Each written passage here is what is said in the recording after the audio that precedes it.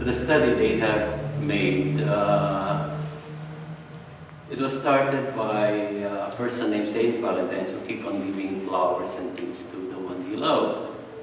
Another study that was made was it was based on practices done, fertility practices during the ancient time by the pagan people. So they traced the origin of Valentine's to those things. It was on the 17th and 18th century when they started using the heart as a symbol of Valentine and love for each other. About 150 million cards are exchanged during Valentine's Day here in the United States, second to Christmas in terms of the holidays that are celebrated.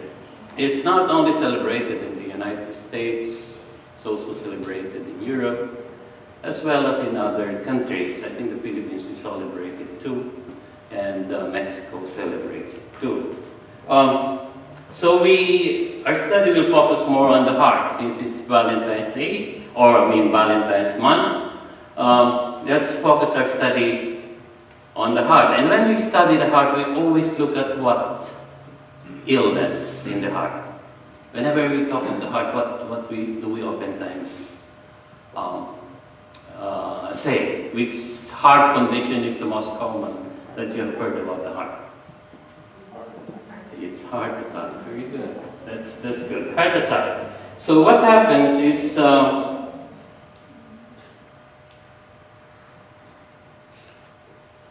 you have your heart. There is a block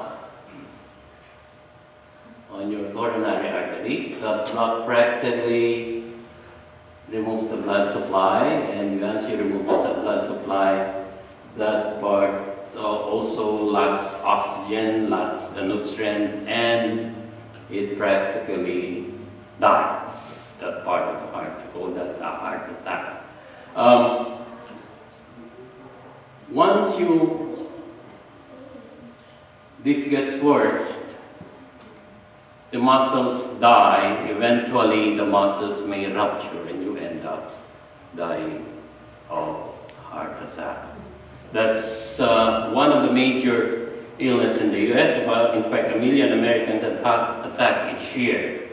And they call it in the medical world as myocardial infarction. This is a permanent damage to your heart muscles. How does it happen? I mean, you have what you call coronary arteries in your heart, which supplies blood. This gets blocked. Gradual development of plaques, gradual development of what you call radicals in your system causes it to be blocked practically and causes blood clots to practically deprive that part of the heart of oxygen and the needed. So what solution do we have for this? Well, how can we prevent heart attack? Very simple. Antioxidants. Because your radicals are the ones that are causing major factors in your body. So to prevent heart attacks, please take more antioxidants. This is one of the major things now that have been proven and that have been studied, that taking antioxidants will help prevent heart attack. So what are the symptoms? With heart attack, you usually have what you call substernum. That means this is the sternum. Below that, you will feel pain. The pain is so severe that they will say it's like being squeezed. It's like a vice slide. If you have a vice grip in your houses, it's like a muscle, your heart being squeezed using a vice grip. With it. You can have sweating. The pain could radiate to your jaw, to your arms, to your abdomen. And you could have palpitations, fast heart rate, Those are the symptoms that you will feel when you have heart attack. Antioxidants, the three most common are your beta-carotene, vitamin C, vitamin E. You have them in your vegetables and fruits, especially those with color purple, blue, red, orange, and yellow hues. These are the antioxidant-rich food that you could have. For specifics, you should contact Petronila Biano or Chitbiano when I was still young.com. So contact Pet when we were young. She was Biano. So contact Pet for more details on the antioxidants. One of the hardest to diagnose and hardest to treat is what you call a broken heart. There is now what you call a broken heart syndrome. It mimics the signs and symptoms of a heart attack. It happens with the same stress and with the same hormones. You have the same findings, and in the long run you may die from it. What is this broken heart syndrome? Let's say a broken heart can happen when we lose a loved one, such as a spouse or a child or even a beloved pet.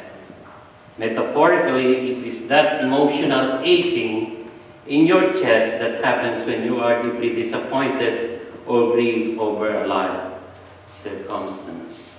When you lose something, especially if it's very important to you, your loved one, your spouse, or even maybe your things that are important to you, you put your system under different types of hormones, different types of activity that can mimic a heart attack. You will also have a vice-like chest pain or jolting to your jaw, arms, and to your abdomen. You will have the same symptoms. That's what you call now a broken heart syndrome. If you've ever had a broken heart, you understand what the term is used. It often feels like your heart is disintegrating into tiny pieces. Perhaps you put on a happy face because the show must go on. You will just smile. But then the night comes and you find yourself lying in bed, tears streaming down your face, and the weight of the heart heavy on your chest. You wonder if you'll ever make it to the other side of the pain, and worst of all, you feel completely alone.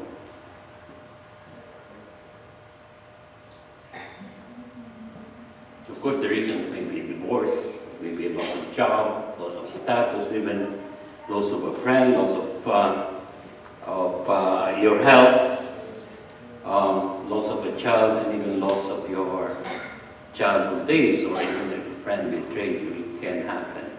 You can have a broken heart syndrome, mimicking a heart attack. Recent research from the University of California indicates that the emotional pain may be closely linked to the physical pain that scientists previously realized. They have found out that in the part of the brain where the muscles or the sensation, just like a broken arm, the sensation is felt, is affected by the sadness that you feel inside, the depression you feel inside, the broken heart that you feel inside. So the brain is also affected when you have this broken heart syndrome. Eventually, if this is not relieved, you can go into cardiac arrest. As I've said, you may die of a broken heart syndrome. And a potential proof that you can die of broken heart, says Australian researchers. New research revealed grief and Marita's tribe could be as much a cause of heart trouble as obesity and your cholesterol. Plea for recognition of the central role emotions play in heart disease has been called psychocardiosis. cardiology at the present time. So there is now a branch, part of the system called cardiology. So they have specialists on this line working on broken heart syndrome. So what happens?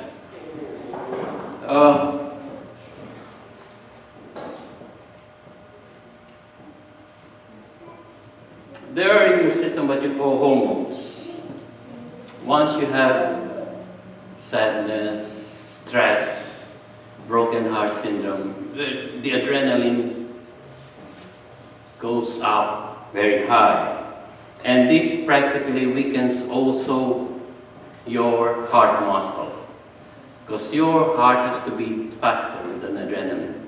Eventually your heart muscles becomes too stressed to the point that it becomes weakened.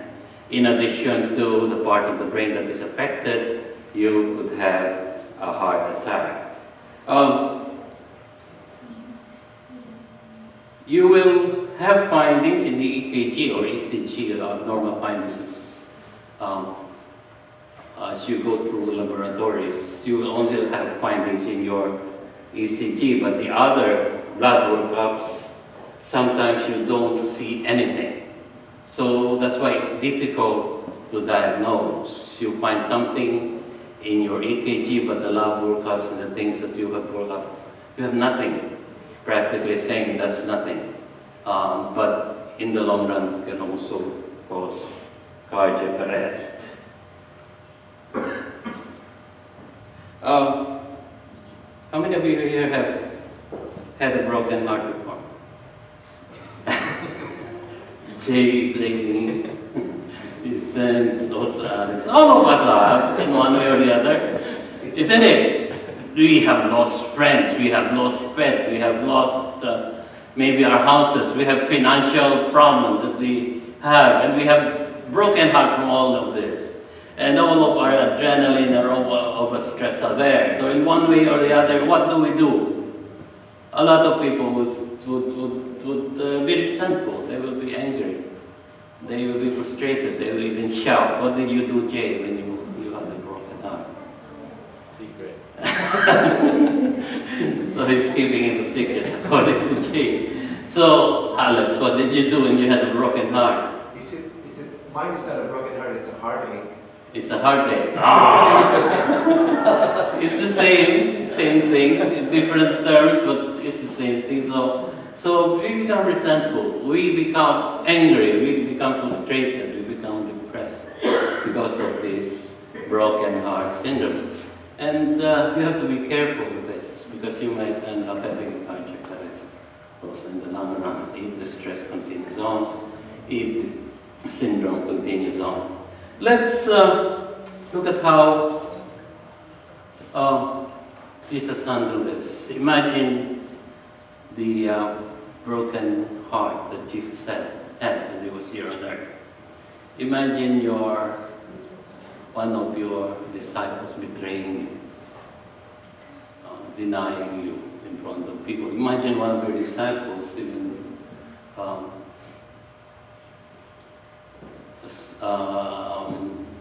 practically giving you away to the priest. Imagine your own people which you love rejecting what your pleas are.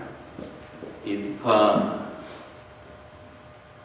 it's like us, somebody like us, we would have shouted, we would have been angry, we would have gone to the roof in terms of our frustration.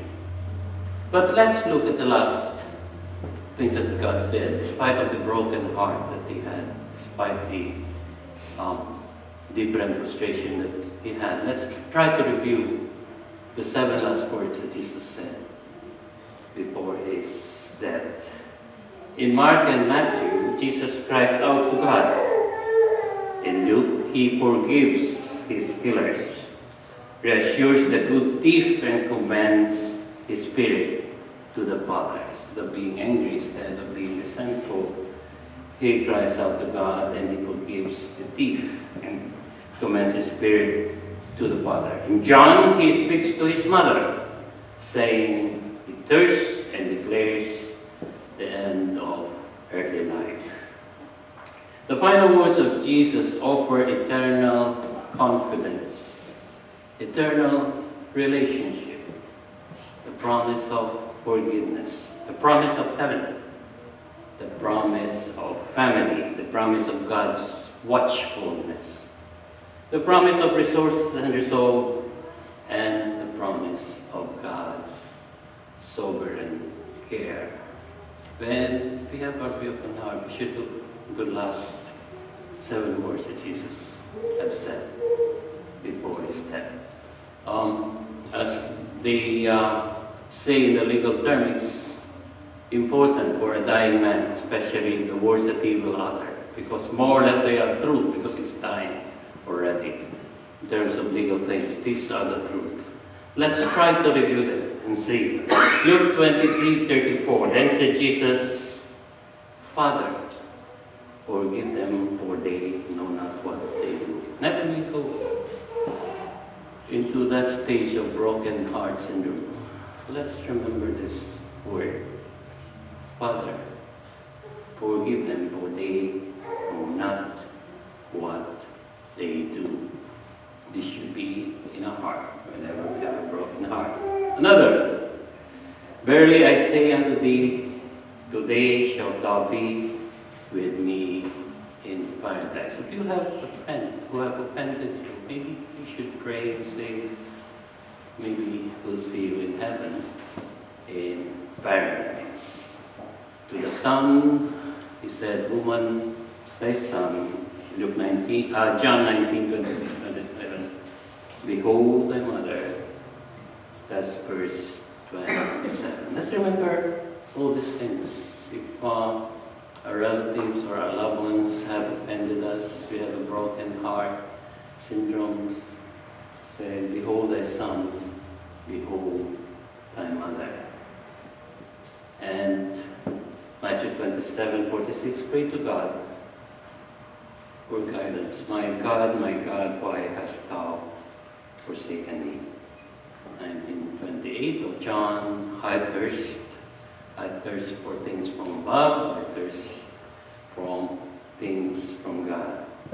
And John 19:29-30, it is finished, this problem is finished, I lay them all to God. So whenever we have these broken hearts, and we should remember these 7 last words. This should be in our mind. Father, forgive them, for they know not what they do. Father, into thy hands I commend my spirit. Into thy hands I lay everything. So what's the cure for this broken heart syndrome? We have mentioned already that we should remember Christ's last 7 words in our life, especially when we are faced with brokenness, when we are faced with sadness, when we are faced with divorce, when we are faced with losing something very special to us. Not all that this world bestow can heal a broken heart, or impart peace of mind, or remove care, or banish disease. Cannot be found in this world. Fame, genius, talent, all are powerless to gladden the sorrowful heart or to restore the wasted life. The life of God in the soul is man's only hope. The influence of the Spirit of God in our life is the very best medicine for disease. Heaven is all health. And the more deeply heavenly influences are realized, the more sure will be the recovery of the believing inwardly. These are the special things we should remember whenever we have this syndrome, whenever we lose someone, whenever we are sad, whenever we are those special things, whenever we go through hard things in our life. Remember the 7 last words of Jesus, and remember that the Spirit is there and God is there to help.